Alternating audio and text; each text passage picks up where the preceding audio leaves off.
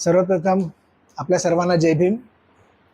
हा आज आपला पहिला पॉडकास्ट आहे आणि हा आपला जो चॅनल आहे सामाजिक मंचावरचा जो आपला पहिला चॅनल आहे आणि या चॅनलच्या माध्यमातून आज आपल्यासमोर आपण एक सामाजिक कार्यकर्ते आणि धार्मिक कार्यकर्ते असे ज्यांची ख्याती आहे असे आदरणीय एम डी पवार साहेब आज आपल्याकडे आलेले आहेत आणि त्यांचं आपल्या सामाजिक क्षेत्रात आणि धार्मिक क्षेत्रात खूप चांगलं काम आहे आणि त्यांना मी खूप त्यांच्या मागे लागलो होतो आणि त्यांना विनंती केली होती की आमच्या पहिलाच पॉडकास्ट हे तुमच्यापासून सुरुवात व्हायला पाहिजे. म्हणून आज आपण त्यांना बोलवली आहे आणि ते आपल्या विनंतीला मान देऊन ते इथे उपस्थित राहिलेत. त्यामुळे सरांचे खूप खूप धन्यवाद. सर, आपण आलात तर आपलं इंट्रोडक्शन जर आपण स्वतः केलं तर बरं होईल. ठीक आहे. जय भीम मंडळी. माझं नाव एम डी पवार, गाव कारिवणे, तालुका सरोद, जिल्हा रायगड. या ठिकाणी माझं हे धार्मिक सामाजिक कार्य चालू आहे. आता माझं शिक्षण MA पर्यंत झालेलं आहे, MA पाली. आणि ह्या शिक्षणामध्ये बरेचसे जे काही अडथळे होते ते पार करून वयाच्या 17व्या वर्षी मी MA पाली केलं. ओके. धम्माचा अभ्यास करणं माझ्या दृष्टीने मला जास्त महत्त्वाचं वाटलं, कारण बाबासाहेबांनी आपला धम्म दिला. तो धम्म 1956 साली दिल्यानंतर आज तागायत धम्माचं ज्ञान आपण घेण्यामध्ये फार कमी पडलेलो आहोत. आणि म्हणून मला असं वाटलं की धम्मज्ञान पाली विद्यापीठ, मुंबई युनिव्हर्सिटी इथून आपल्याला प्राप्त होऊ शकतं. तर त्या माध्यमातून मी त्या ठिकाणी MAला वयाच्या 17 वर्षी ॲडमिशन घेतलं आणि तिथे मी MA पाली पास केल्यानंतर माझा कल पूर्वीपासून धार्मिक क्षेत्रात असल्यामुळे, सामाजिक धार्मिक क्षेत्रात असल्यामुळे मी त्या पालीचा अभ्यास केला आणि करीत आहे सध्या. आणि म्हणून त्या बौद्ध धर्मावर काही प्रबोधन करावं ह्या दृष्टिकोनातून सध्या कार्यरत आहे. हा माझा परिचय आहे. बोला साहेब. नाही, छान छान वाटलं सर की तुम्ही वयाच्या 17व्या वर्षी तुम्ही सांगितलं की तुम्ही पालीमध्ये ॲडमिशन घेतलं. तर हे खूप रेअर आहे. म्हणजे बघण्यास येतं आपल्या की लोक ॲक्च्युली 70मध्ये त्यांना असं वाटतं की आपल्याला आयुष्यामध्ये आता काय उरलेलं नाही आहे, पण तुम्ही 70मध्ये नवीन सुरुवात केलीत. तर खूप फार बरं वाटलं सर. सर, आजचा आपला पॉडकास्ट आहे. हा पॉडकास्ट आपला बौद्ध धम्मावर आधारित आहे.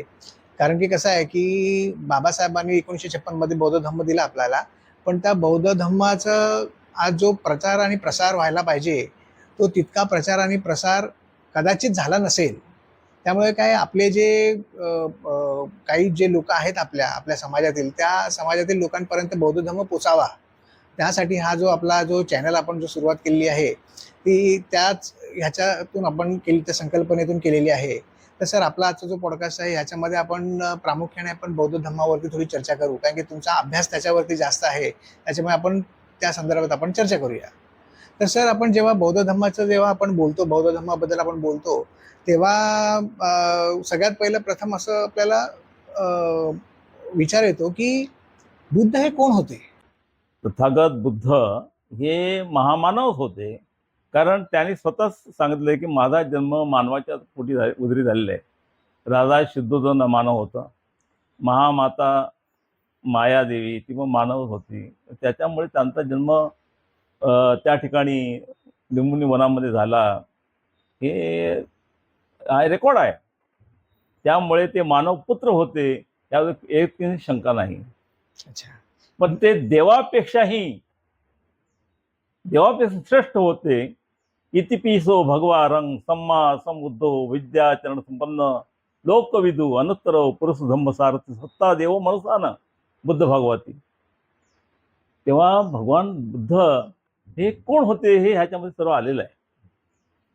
देव मनुष्यांची शास्त्रा हे भगवान बुद्ध होते. अशा प्रकारचे रेकॉर्ड आपल्या पाली लिटरेचरमध्ये आहे. तर भगवान बुद्ध कोण होते? हे मानव पुत्र होते आणि म्हणून त्यांनी संपूर्ण मानवासाठी दुःखमुक्तीचा मार्ग दिलेला आहे. आणि ते संपूर्ण मानव जी आहे त्यांचा धर्म पंथ कुठलाही असू द्या, परंतु त्यांनी जो धम्म दिलेला आहे तो संपूर्ण मानव जातीसाठी दिलेला आहे. आणि म्हणून जगामध्ये आज बौद्ध धर्म पसरलेला आहे. सर, बौद्ध धर्माची सुरुवात कशी झाली? बौद्ध धर्माची सुरुवात म्हणजे त्यांना ज्या वेळेला ज्ञानप्राप्ती बुद्धगया ह्या ठिकाणी ज्ञानप्राप्ती झाली, 7 वर्ष खरं तर तपश्चर्या केल्यानंतर त्यांना ज्ञानप्राप्ती झाली बोधिवृक्षाखाली. त्या बोधिवृक्षाला, जे पिंपळाच्या झाडाला, त्याला बोधिवृक्ष म्हटलं जातं. त्या बोधिवृक्षाखाली जिथे ज्ञानप्राप्ती झाली, त्यानंतर त्यांनी चिंतन मनन केल्यानंतर, बरेच विचार केल्यानंतर त्यांना असं वाटलं की हे जे ज्ञान मला अवगत झालेलं आहे, ते आताच्या ज्या प्रवाह आहे, आता जो प्रवाह चालू आहे त्या प्रवाहाच्या विरुद्ध दिशेने आहे.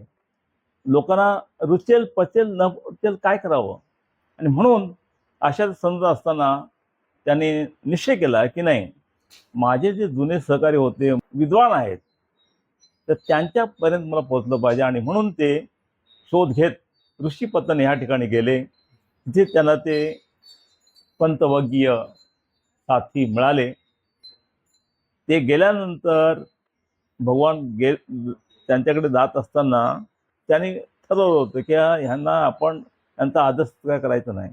तथापि त्यांची ती तेजोमय चेहरा आणि तेजोमय तेज पाहून त्यांना सुद्धा ते संभ्रमित झाले आणि त्यांनी त्यांचा चांगला आदर सत्कार केला. त्यानंतर तथागत बुद्धांनी त्यांना पंतवर्गीय भिक्खूंना सांगितलं की बघा, मी आता बुद्ध झालेलो आहे, मला ज्ञान प्राप्त झाले आहे, दुःखमुक्तीचा मार्ग मला मिळाला आहे आणि तो मार्ग समजावून देण्यासाठी मी तुमच्याकडे आलेलो. आणि मग तिथे त्यांनी दुःखमुक्तीचा मार्ग सांगितलेला. सुरुवात केली त्यांनी. तिथून सुरुवात झाली आणि ते पाच त्यांचं सहकारी हे भिक्खू झाले. त्यांनी तिथे धम्म परिवर्तन केलं. धम्मचक्र परिवर्तन सुत्त त्या ठिकाणी त्यांनी ते मांडलेलं आहे. तर अशा प्रकारे सुरुवात झाली. त्याच्यानंतर यश हा एक श्रेष्ठी आला, श्रीमंत श्रेष्ठी आला, तो त्याने दीक्षा घेतली. त्याच्यानंतर त्याचे 60 मित्र आले, त्याने दीक्षा घेतली. अशा प्रकारे जवळ 61 आणि हे 5 म्हणजे 66, 60, 67. अच्छा, तिथून ती सुरुवात झाली. ते झाले. एवढे भिक्खू झाल्यानंतर त्यावेळेला त्यांनी भिक्खू संघाची स्थापना केली. अच्छा. आणि भिक्खू संघाची स्थापना केल्यानंतर ते निरनिराळ्या देशामध्ये, प्रांतांमध्ये, आपल्या भारत खंडामध्ये, म्हणजे जम्बूद्वीप त्या म्हणत, त्या जम्बूद्वीपामध्ये संपूर्ण त्यांनी भगवान बुद्धाच्या वेळेला प्रचार आणि प्रसार झाला जम्बूद्वीपात. ओके. भगवान गौतम बुद्ध यांनी ऐन तारुण्यामध्ये त्यांनी त्यांचा राजवाडा सोडला होता. हो. ते काय नक्की, म्हणजे कसं काय आहे ते? काय ते राजवाडा तथा बुद्धांनी जो सोडला, त्याचे काही वैचारिक लोक वेगळे उदाहरणं देतात, वेगळे सांगतात. त्यांचे काही म्हणे त्यांनी आपल्या जीवनामध्ये मृत दुःख बघितलं आणि मेलेली माणसं बघितलं आणि त्याच्यामुळे ते त्यांना आजारी माणसं ओढली, त्याच्यामुळे त्यांनी तो त्यांचा त्याग केला असं म्हणतात. त्याग केला आणि गेला असं. आणि अशा प्रकारची चलचित्र बऱ्याच ठिकाणी, पागोडा वगैरे ह्या ठिकाणी लावलेले असतात, लोक बघतात. तथापि खरं कारण हे आहे की रोहिणी नदीच्या पाण्यावरून शाक्य आणि कोली यांच्यामध्ये वाद निर्माण झाला. आणि तो वाद ज्यावेळेला निर्माण झाला त्यावेळेला सिद्धार्थ गौतम हे त्या संघामध्ये सभासद होते.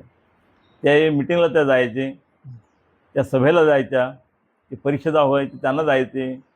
आणि तिथे त्यामध्ये विचार येऊन झाला. त्या सेनापती म्हणाले की नाही, पहिला प्रश्न म्हणजे आपल्याला पाण्याचा आहे आणि तो आपला अधिकार पहिला आहे, असं आर्यवाची भाषा करून की आपण युद्धाशिवाय मार्ग नाही, आपण कोलियावर युद्ध करायचं, त्यांच्यावर हल्ला करायचा, म्हणजे अशा प्रकारे त्यांची चढाई केली पाहिजे, अशा प्रकारे त्यांचा सेनापतीचा हट्ट होता. सिद्धार्थ गौतमाचं म्हणणं असं की नाही, हा प्रश्न आपण लवादामार्ग सोडूया. त्यांचे 4 लोक, आपले 4 लोक, असे लोक बसूया आणि लवादामार्ग सोडूया. हा पाण्याचा प्रश्न लवादा सुटू शकतो, त्याला युद्ध करायची गरज काय. सेनापती अडून बसला, त्याला ते पत्नी पडलं नाही सिद्धार्थाचं म्हणणं.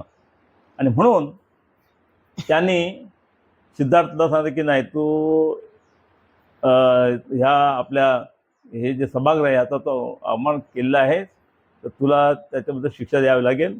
तुला एक तर देहांत प्रायश्चित किंवा हा देश सोडून जाणं, हे 2 पर्याय आहेत. शेवटला बुद्धांनी सांगते की नाही, मी प्रायश्चित घेतो आणि हा देश सोडून जातो. आणि म्हणून ते देश सोडले, राजवाडा सोडला. अच्छा. म्हणून तो राजवाडा सोडला, राजगृह सोडले हां. आणि ते वनाला प्रस्थान केले आणि ते संन्यास घेतला. त्याच्यानंतर पुढे ते अच्छा, पुढे तप नंतर मग त्यांनी तपश्चर्या करून नंतर त्यांनी 7 वर्ष तपश्चर्या मग ही जी करून खडतर परिस्थितीवर आप- ते बुद्ध झाले. आपण जे बोलतो ज्ञान प्राप्ती, ही हां. ज्ञान प्राप्ती म्हणजे नक्की काय, नेमकं हां. काय? हे बघा, ज्ञान प्राप्ती म्हणजे एनलायटनमेंट. ओके. इंग्लिशमध्ये एनलायटनमेंट म्हणतात. त्याचा अर्थ असा आहे की भगवान बुद्ध ज्या कारणासाठी की बाबा ह्या जगात दुःख आहे, तर दुःखाचं कसं परिमार्जन होऊ शकतं, दुःख निरोध कसा होऊ शकतो, तर त्याच्यावर त्यांना ते संमती प्राप्त झाली की अच्छा. नाही, की हे दुःख जे आहे ते दुःखाला उगम आहे आणि तो उगम असल्यानंतर त्याचा निरोध होऊ शकतो. आणि निरोध करण्यासाठी आर्य अष्टांगिक मार्ग आहे, जो मग्ग आहे, आर्य अष्टांगिक मग्ग, तो मार्ग आहे, असा त्यांनी शोधून काढला. ही जी ही जी बोधी प्राप्त झाली, ही काही कुठल्या गुरुमुळे झाली नाही, स्वतः त्यांनी प्रयत्न केल्यामुळे. आणि म्हणून बुद्धांना कोणी गुरु नाही, अच्छा. ते स्वयंभू आहेत, स्वयंभू आहेत. म्हणून ते लोकविदू आहेत. ओके. म्हणजे त्यांना स्वयंभू आहेत, ते बुद्ध आहेत म्हणून ते बुद्ध आहेत. म्हणून ते बुद्ध आहेत. बुद्ध म्हणजे बरोबर. बुद्ध म्हणजे ज्ञान, ज्ञानाचे प्रतीक. ज्ञानाच्या ultimate level. त्यांना लाईट ऑफ एशिया पण म्हणतात. हो.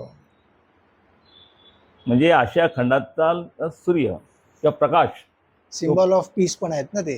Symbol of peace. Doctor Babasaheb आंबेडकरांना ते सिम्बॉल ऑफ नॉलेज, नॉलेज, ते सिम्बॉल ऑफ नॉलेज आहे, ते सिम्बॉल ऑफ पीस आहे. सिम्बॉल ऑफ पीस आहे. बरोबर आहे. असं आपल्या वाचण्यात आलेलं आहे की दुःख, हे दुःख नेमकं काय आहे याच्यावरती भगवान गौतम बुद्धाने एकदम डीपली त्याचं संशोधन केलं.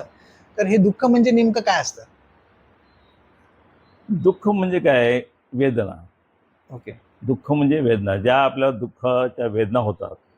आता ह्या वेदना शारीरिक दुःखाच्या पण होतात आणि मानसिक दुःखाच्या पण होतात. शारीरिक दुःख म्हणजे एखाद्या वेळेला आपलं काय शरीराची इजा झाली तर दुःख होतं, वेदना होतात.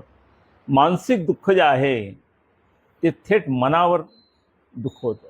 अच्छा. एखादा माणूस जर कठोर शब्द बोलला तर हृदय कापीत जातं. आपण म्हणतो ना, काय तो बरोबर. बोलला, तू काय हृदय कापीत केलं. किंवा ही एक वेदना आहे. ह्या 2 प्रकारच्या वेदना आहेत आणि ह्या दोन्ही प्रकारच्या वेदना हे दुःख आहे. आणि ते कशामुळे होतं दुःख?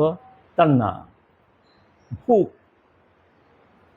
तहान, जी तुम्हाला हवस आहे ना, हवस, ते हवस आहे, त्याच्यामुळे तो लोभ, राग, मोह आणि मत्सर ह्याच्यामुळे तुम्हाला दुःख प्राप्त होतं. तर दुःख हे कसं आहे, ही तण्णा कशी आहे, ही वाहत्या नदीसारखी आहे, ती कधी आटतच नाही, ती चालूच राहते. ती वाढतच राहते. तसे हा लोभ, तृष्णा हे वाढत होते.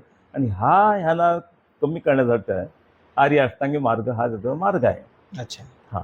तर तुम्हाला दुःखावर कंट्रोल जर करायचा असेल आणि आपलं आयुष्य चांगलं करायचं असेल तर तुम्हाला आर्य आर्य अष्टांगी अष्टांगी मार्गावर चालायला लागेल. बरं सर, आपल्या बौद्ध धर्मामध्ये निर्वाणाचं फार महत्व आहे. हा ते निर्वाण म्हणजे नेमकं काय? हा निर्वाण म्हणजे त्याला आपल्या पाली भाषेत निब्बाण म्हणतात. ओके. हा, निब्बाण म्हणजे सगळे आपले क्लेश आहेत, आपले क्लेश, आपल्या मनातील विकार आहेत, ते सगळे नष्ट करणे, घालवून टाकणे. रागाग्नी, मोहाग्नी, ह्या सगळे विकार आहेत, ह्या सगळ्या अग्नी आहेत. राग, लोभ, मोह वगैरे सगळे अग्नी, दोषाग्नी, ह्या सगळ्या नष्ट करणे. ओके. आणि ह्या नष्ट झाल्यानंतरच तुम्हाला निब्बाण प्राप्त होऊ शकतं. आणि म्हणजेच निब्बाण हे जिवंतपणे आपल्याला मिळणारे निब्बाण आहे, जिवंतपणे मिळतं. ओके. त्याला इतर लोक निर्वाण म्हणतात, म्हणजे की निर्वाण म्हणजे कायमचं ते नष्ट झालं. ओके. पण ते आपल्याला आपल्या पाली भाषेमध्ये निब्बाणच म्हटलं जातं. आणि ज्यावेळेला ते कायमचं नष्ट होतं त्याला परिनिब्बाण होतं. ओके. पण निब्बाण म्हणजे तुम्हाला असं म्हणायचं आहे की आपण निब्बाण म्हणजे जिवंतपणे मिळणारे आपल्याला अच्छा, हा. जिवंतपणी जे आपण स्वर्गासारखं भोगतो ते निब्बाण का? निब्बाण, हा, म्हणजे जी अवस्था असते ती. हा. ओके. शांती मिळते तुम्हाला, शांती. सुख शांती म्हणजे जेव्हा मिळते. तुमचं लोक, मत्सर ह्या सगळ्या गोष्टीवर आपण जेव्हा आपलं विजय प्राप्त करतो, विजय तेव्हा जे आपल्याला जे मिळतं ते निब्बाण. निब्बाण. बरं सर, बौद्ध धर्मामध्ये आणि हिंदू धर्मामध्ये हम्म. ह्याच्यामध्ये काय फरक आहे? हे बघा, त्या ठिकाणी बौद्ध हा धर्म नसून धम्म आहे ओके. आणि बाकी धर्म धर्मच आहेत. बाकी सगळे धर्म आहेत की त्या धर्मामध्ये देवाची आराधना करतात. देव किंवा आणखी मशिहा किंवा येशू ख्रिस्त किंवा आणखी बरेचसे त्याच्यामध्ये अल्लाह वगैरे यांची त्याच्यामध्ये असं आहे की त्यांच्यामध्ये देवाचे पुत्र आहेत किंवा मेसेंजर आहेत असं आहे. हा मग आपला बौद्ध धर्म काय सांगतो? हा बौद्ध धर्म देवाचे पुत्र वगैरे सांगतो. मनुष्य केंद्रित आहे, ओके. मानव केंद्रित आहे ओके. की तो मनुष्याच्या विकासासाठीच फक्त आणि फक्त धम्म सांगतो. मनुष्याचा विकास कसा होईल याच्यावरच तो धम्म सांगतो. ओके. देवावर कुठलाच आपला हे नाही. म्हणजे माणसाला विचार करण्याची जी क्षमता आहे ती ह्या धम्मामध्ये आहे. म्हणजे हा धम्माचा केंद्रबिंदू टोटली माणसावर आहे. माणसावर आहे ओके. आणि त्यांचा केंद्रबिंदू देवावर आहे. ओके. काय करील तर देव करील, काय करेल ते देवाने केलं, काय हा. झालं तर देवामुळे झालं, काय देवामुळे. होणार ते देवामुळे हा. होणार. आणि इथे हा. भगवान बुद्ध स्वतः सांगतात की नाही, जे तुम्ही कराल ते तुम्ही स्वतः हा. कराल.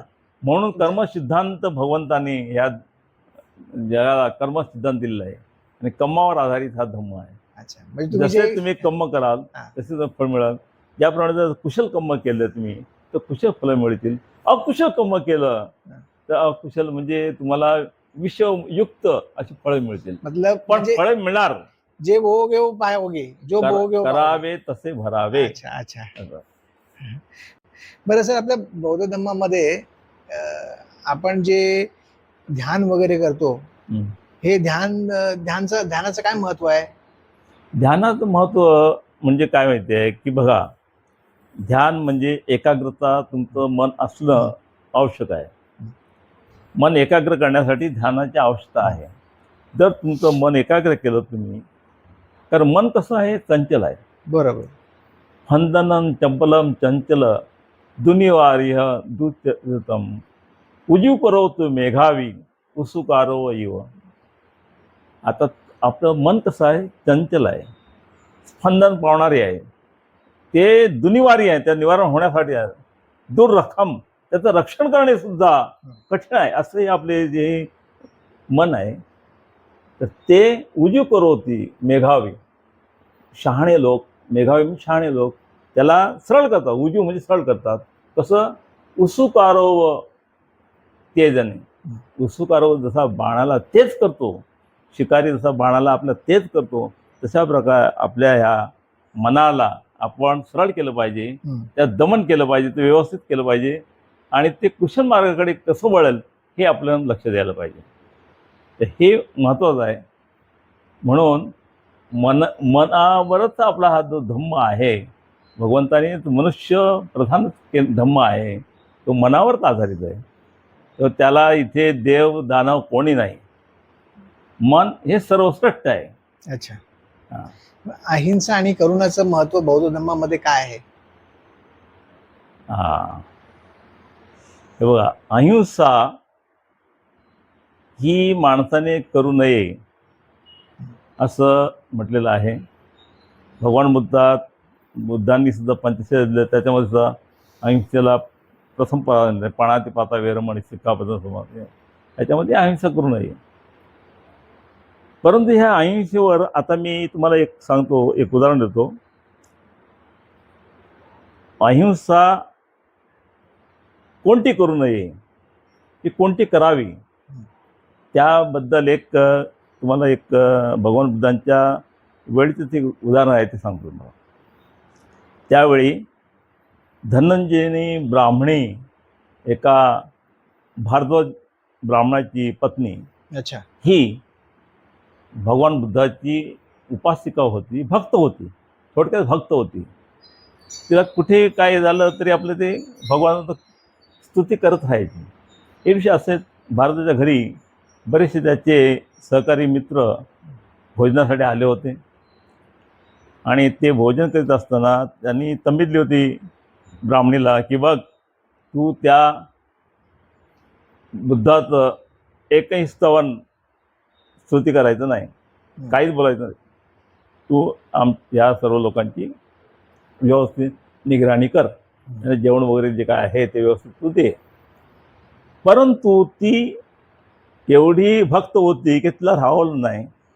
तिने सांगितलं, त्याला सांगितलं की बाबा मी तसं काही करणार नाही. तुझी मी त्या केळं कापतात ना, त्या केळ्याचे खांडोळे करतात ना सुरीने, तेव्हा तिचे खांडोळे करून टाकेन. अरे बापरे. तरी ते ऐकले नाही आणि तिच्या मनामध्ये ते स्तवन करायचं आलं आणि ते बोलायला लागले, बुद्धाचं वचन बोलायला लागले. नमो तस्स भगवतो समाज संपन्न बुद्धम शरणं गच्छामि, धम्म शरणं गच्छामि, संघम शरणं, असे ते बोलत राहिले. झालं, ते लोक सगळे ताटावर उठून गेले आणि अशा प्रकारे तो ब्राह्मण होता भारतात, तो त्याला भयंकर राग आला. कोणाचा राग आला? त्या ब्राह्मणीचा पण आणि त्या ब्राह्मणीचा गुरु बुद्ध त्यांचा पण. हा मी आताच जातो त्या बुद्धाला जाऊन भेटतो, तो काय आणि त्याची मी खरडपट्टी काढतो, अशा बोलून तो गेला. पण तिथे गेल्यानंतर भगवंताचं अलौकिक तेज पाहून तो नतमस्त झाला आणि भगवंताच्या भोवती प्रज्ञा करून त्यांना वंदन करून एका बाजूला बसला आणि भगवंताला म्हणाला की भगवान, की असं काय आहे की ज्याची हत्या केली पाहिजे? बरोबर. ते म्हणाले, भगवान म्हणाले की बघ, क्रोधाची हत्या कर, क्रोधाची हत्या कर. क्रोधाची हत्या केलीस, मोहाची हत्या कर, राग लोभ मोह यांची हत्या कर, तर सुख समाधान. आणि मेघावी पुरुष तेच करतात. आणि तू तर शहाणा माणूस आहेस. आणि त्याला त्याची प्रज्ञा जागृत झाली आणि तो भगवंताला शरण गेला. तो इथेच त्यांनी दीक्षा घेतली. आता ते ब्राह्मणीनेच त्याला दीक्षा घेण्यास भाग पाडला. अशा प्रकारे भगवान बुद्धांचं हे मानवपुत्र होते, पण त्यांचं जे प्रभुत्व होतं, त्याची प्रसन्न होती, त्यांचं व्यक्तिमत्व होते, हे फार अलौकिक होतं, देवापेक्षा श्रेष्ठ. मग हे बौद्ध धम्म हा अख्ख्या जगात पसरला, तो कसा पसरला? कारण त्यावेळेला तर काही साधने नव्हते. जेव्हा भगवान गौतम बुद्ध होते त्यावेळेला काही एवढे साधन नव्हते जाण्या येण्याचे कुठल्या प्रत्येक देशामध्ये. तर मग तो कसा पसरला? बौद्ध धर्म भगवंतांच्या वेळेला आशिया खंडात किंवा जम्बूद्वीपामध्ये जास्त फोफावला होता. ओके. तथापि भगवान बुद्धांच्या नंतर जवळजवळ 300 वर्षानंतर ह्या देशामध्ये सम्राट अशोकाचा उदय झाला आणि त्याने तो धम्म अंगीकारला. त्याने अंगीकारल्यानंतर त्यांनी आपल्या राज्यामध्ये अखंड भारत देशामध्ये त्यांनी लेणी आणि शिलालेख, स्तंभलेख कोरले 84,000. अरे बापरे. 84,000 स्तूप जे तुम्ही बोलता, स्तंभ, शिलालेख आणि स्तूप वगैरे हे एकट्या सम्राट अशोकांनी केलं. हो, सम्राट अशोक असा रेकॉर्डला आहे. अच्छा. आणि बाकी त्याच्यानंतरचे सुद्धा राजे जे आले, कनिष्क वगैरे, हे सगळे त्यांनी पण काही म्हणजे लेणी उभारलेल्या आहेत महाराष्ट्रामध्ये. तथापि 84,000 लेणी, स्तंभ, स्तूप आणि विहारे ही सम्राट अशोकाच्या काळात उभारलेले आहेत, असा इतिहासामध्ये रेकॉर्ड आहे. त्यांनी आपल्या धम्माचा प्रचार आणि प्रसार करण्यासाठी प्रत्येक देशामध्ये त्यांनी भिक्खू संघांना पाठवले. अच्छा. भिक्खू संघांना पाठवले. ज्याप्रमाणे ब्रह्मदेश, श्रीलंका या ठिकाणी पाठवले, त्याप्रमाणे थायलंड वगैरे, मलेशिया ह्या ठिकाणी संपूर्ण ठिकाणी त्यांनी आपले धम्म प्रचारक म्हणजे भिक्खू संघ पाठवले. विशेषतः तुम्हाला कल्पना असेल की सम्राट अशोकाचे पुत्र महेंद्र आणि कन्या संघमित्रा संघमित्रा या दोघांनाही त्यांनी श्रीलंकेला श्रीलंकेला पाठवलं. पाठवलं होतं. श्रीलंकेला पाठवल्यानंतर त्या ठिकाणी अ, त्यांनी धम्माचा प्रचार आणि प्रसार केला. ओके. भिक्खुनी संघ त्या ठिकाणी उघडण्यासाठीच संघमित्रा तिकडे गेली होती आणि अशा प्रकारे तिकडे भिक्खू संघ सुद्धा उघडला गेला. अच्छा. हां, पण ती जाताना बोधी वृक्षाची एक फांदी घेऊन गेली आणि ती श्रीलंकेमध्ये आजही तिथे आहे. हो, ती श्रीलंकेत आहे. आहे. आम्ही पण आणि असं म्हणतात की अ, अ, महेंद्र भिक्खू ह्यांचा जो आवाज होता तो बुद्धांसारखाच होता. अरे वा. हे मी पहिल्यांदा ऐकलं हां. ऍक्च्युली. आणि तिथे त्यांना बुद्धांच्या एवढाच त्यांना सन्मान अजूनही आहे. अच्छा. अजूनही सन्मान तिथले श्रीलंकेचे लोक देतात. सम्राट अशोकांचे पुत्र आणि त्यांची कन्या ह्या दोघांना त्यांनी तिकडे पाठवलं. हा. मला वाटतं की बौद्ध धर्मामधले सगळ्यात मोठं दान म्हणजे मुलं असतात त्यांना जे आपण जे देतो ते दान सगळ्यात धम्माला मोठं- दान धम्मासाठी जे देतात दान करतो ते सगळ्यात मोठं दान ते आहे मला मोठं वाटतं. आणि ते दान करणारे मला वाटतं एकमेव फक्त सम्राट अशोकच होते. हो राजा हो सम्राट. हो सम्राट अशोक. आणि मग डॉक्टर बाबासाहेब आंबेडकरांनी जो हा बौद्ध धम्माचा स्वीकार केला हे स्वीकार करण्याचं कारण काय? कारण की त्यांच्याकडे त्यावेळेला बरेच ऑप्शन होते. बाबासाहेबांना जे ऑप्शन्स होते त्यावेळेला जे शीख धर्म होता किंवा तुमचा ख्रिश्चन धर्म होता, त्याच्यानंतर आणखी इतर धर्म होते, पण त्यांनी फक्त बौद्ध धर्मच स्वीकारला. याचं काय विशिष्ट काय कारण होतं का? हो हो काय माहितीये बघा, बाबासाहेबांनी 1935 साली येवले मुक्कामी घोषणा केली हा. की मी हिंदू धर्मात जन्माला आलो असलो तरी ते माझ्या हातात नव्हतं, पण कुठल्या धर्मात जायचं हे बाकी माझ्या हातात आहे. बरोबर. आणि म्हणून ती प्रतिज्ञा केल्यानंतर भारतामध्ये भूकंप झाला. सर्व सामाजिक राजकीय लोक हादरले. ह्या काय म्हणतो माणूस, हे काही ते विचित्र घटना आहे. त्यांना एवढी कल्पना नाही की बाबासाहेब हे उत्तुंग वैचारिक लेवलचे प्रज्ञावंत आहेत की जे ह्या मातीला मुकतील का. हम्म. ही माती त्यांची आहे बरोबर. आणि म्हणून ह्या मातीतला धम्म, या मातीची एक जीव झालेला धम्म ते स्वीकारणार.